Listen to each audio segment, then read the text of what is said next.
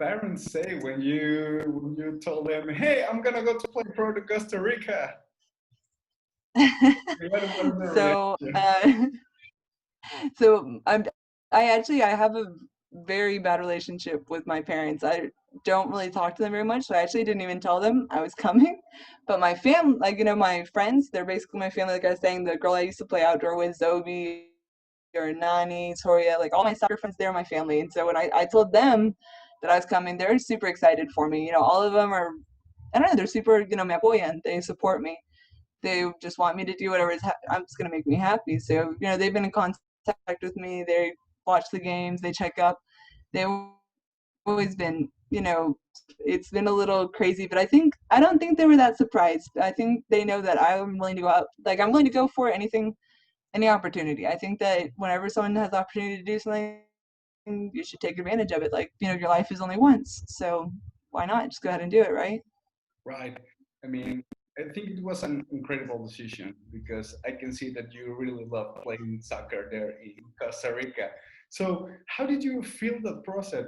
That process. What was like Definitely. leaving Dallas to move to Costa Rica? How was that? I mean, the process was a little difficult. It took a while to get used to being over here. I felt a difference for sure. Like, I mean, apart from elevation and the food, uh, I thought that, food picosa me iba a ser, barata. Like Mexican food in Dallas, we eat like only spicy food and they don't eat very much spicy food here, but actually their food's really good. I can say that I've actually enjoyed, no sé si has probado pinto, pero pinto every morning for breakfast, definitely. Gallo Pinto, I think it's called there, right? Yes, it's good, it's good. But the process, it took a while. I definitely, like, I wanted, like, I think I had where I felt like depressed, and it was just like that. I felt like I couldn't be independent, and I was independent my whole life. It took me maybe 2 or 3 weeks to adjust, to like figure out culture, to figure out how to do things, and I wasn't able even to exercise segments. And so, like, just that adjusting period, it took a lot of strength to get through, but once I was able to get back to the gym and get back to the field, it felt really good. And now that I'm more adjusted, it's fun. I like it. I enjoy it here. Yeah, things are always hard, and that was a really big change, but it's just a matter of adaptation. And now I think you feel comfortable with living with life in Costa Rica. What do you, mm, Definitely. how would you describe life in Costa Rica? Do you like it? Do you like living in Costa Rica? Yeah. I don't know if describing my life would be similar to describing a regular Costa Rican's life, since I have the benefit that I've saved up money, so I'm actually not like working. And I guess obviously not a lot of people play soccer, but I really enjoyed my life here. The nature, it's awesome. It's kind of mind blowing. Like, you're walking down a street and you're like walking by rivers, and there's beautiful trees and there's beautiful flowers. And I've gone to the beach several times. I've gone to the mountains. The nature in general, it's really nice. The weather's really nice. It's been, it's good living here. The only thing that does stink is the rainy season. Like Uh, right now, we're in rainy season. I've never, like, there's rainy season, like a rainy month in Dallas, like in April, it's rainy, and it might rain like every other day or a couple times in the week. But here, rainy season means like every day, same hour, it's gonna rain. Like, it's going to rain. but It's at least you know, at least you have a heads up on the rain, and that's something. yeah. Good time to plan, to make some plans or cancel. I don't know, something like that. So, what does it mean to you to represent the Coronado? To represent Coronado. I mean, it actually means a lot. The team, I've gotten a chance to see other teams out here in Costa Rica. A few of them, not really all of them, but I've seen that Coronado has a level of like professionalism that maybe some other teams don't. They definitely treat their players as a family. Our coach Olman, he's done a lot of things not just for me but for other players that I've noticed, and I think I don't know, it's really nice what he does. Like, I can tell that he really cares about this sport, and he goes out of his way to make sure that people are comfortable. So, I mean, it makes me proud to play for this team, and I'm proud that they've given me the chance. someone that's not from here. And even whenever I actually came to, por las visorías, a jugar con ellas, whenever I came for that, Olman's father had passed away, so he actually even didn't get to see me play as many days as we had originally, planned for. And he still offered me that opportunity to stay. So, I appreciate them, and I think it's a good club to be playing for. I'm excited. So you do really feel the support of the team, not just with you, but with all the players. Definitely, yeah. The players have been super nice. I can't really complain about any of them. I did get a chance to see another team train, and I was just surprised by the way that they treated each other. And I don't see that in Coronado. The girls that I play with, a lot of them are young. Kind of funny that that sometimes maybe the topics they're talking about is like taking out their driver's license, and it's like, man, I did that like 10 years ago, much better than them. Treat me part of the family. They're all really sweet. I like them a lot. It's been easy integrating with them. So how does it feel to be the oldest player? I don't know if I'm the oldest player anymore. I am. I used to be, but since we had the préstamo de Heredia, Paula, she's also 27. Right. But yeah, the oldest player.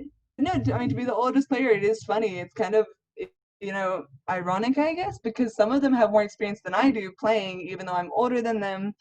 And just kind of like the life experiences that, I've maybe done some things differently than them, or I've already gone through some things that they're going through.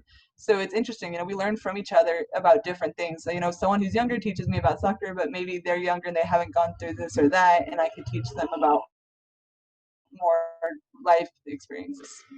Well, that's what football, being part of a team, it's about to complement each other. What we were talking about, the position and soccer. Yeah. So, what are your goals with Coronado? Goals with Coronado definitely would be, let's think. I would say to just progress as a player. I mean, I feel like my goals have always been based on me rather than a team. I don't know if that's the best point of view always, but I always think, as long as I'm playing my best, as long as I'm training my best, as long as I'm doing all my best, that's going to make me happy. I think it's hard sometimes whenever you base your goals off of other people, just because maybe it's not, I don't feel like it's a healthy way to base goals off. So, as long as I'm doing my best, Coronado gives me the opportunities to keep doing my best, then I'm going to be happy. And what's your opinion about the Costa Rican soccer league? The Costa Rica soccer, Yeah, how do you feel it? it's interesting, and it kind of seems like it's split where it's, 3 or 4 very strong teams that have a lot of funding, that have, a lot of, campaign with them, like they have a lot of support. And whereas there's other teams that kind of seem like they're struggling, Coronado actually being one of them, right? Yeah, right. And so it's interesting, I guess, to see like they don't really have that consistency between the teams to create enough competition. I mean, seeing how it's growing, I hope that that's going to change, and I hope that this is part of it, everything that we're doing to make soccer, I guess, bigger, so that it can be more consistent, so it can be more interesting, so more people can watch it. You just hope it's all part of the growing process. Yeah, we could say it's all part of the development. So it will take time. I mean, everything takes time. So I'm sure Costa Rican League will reach a high level. But for now, the only thing we could do is to support the league, because it's the only thing that will help it to grow. So, what's the most important lesson that soccer has taught you? Most important lesson that soccer has taught me.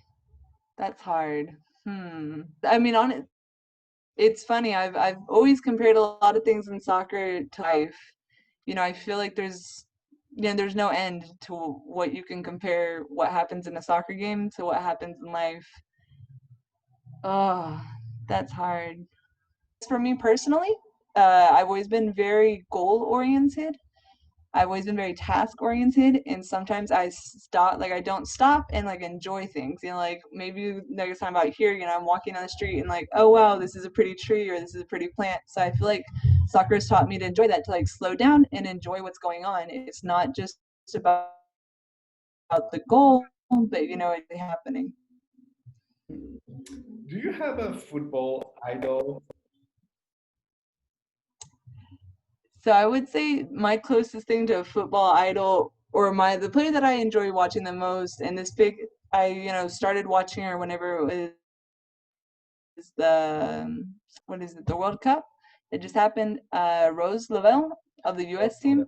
Yeah. She's one of my favorite players for sure. As I don't know if I could compare how I play definitely with her, but I love just her skill. I like the way she plays, and I mean, she's definitely someone that I enjoy watching on the field.